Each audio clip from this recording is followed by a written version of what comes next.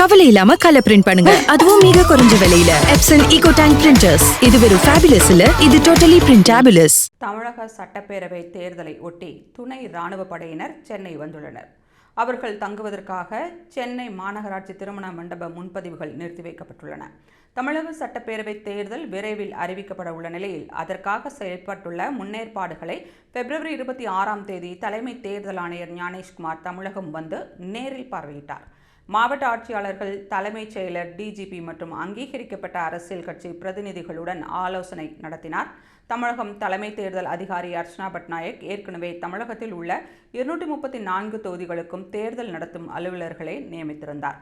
இந்நிலையில் நேற்று முன்தினம் அவர்களுக்கு தகவல் தொழில்நுட்ப உதவி பணியாளர்களுக்கும் தேர்தல் ஆணைய செயலிகளான இசிஐ நெட், இடிபிபிஎஸ் பயன்பாடுகள், தேர்தல் நடத்தை விதிகள், கண்காணிப்பு, கட்டண செய்தி கண்காணிப்பு உள்ளிட்ட பயிற்சிகள் வழங்கப்பட்டன.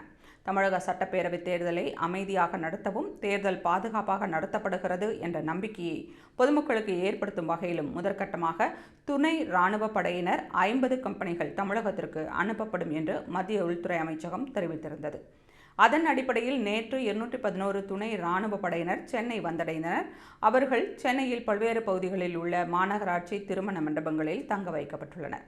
வரும் நாட்களில் துணை ராணுவ படையினர் 50 கம்பெனிகளும் வரவுள்ள நிலையில் அவர்கள் தமிழகத்தின் பல்வேறு பகுதிகளுக்கு பிரித்து அனுப்பப்படுவார்கள்.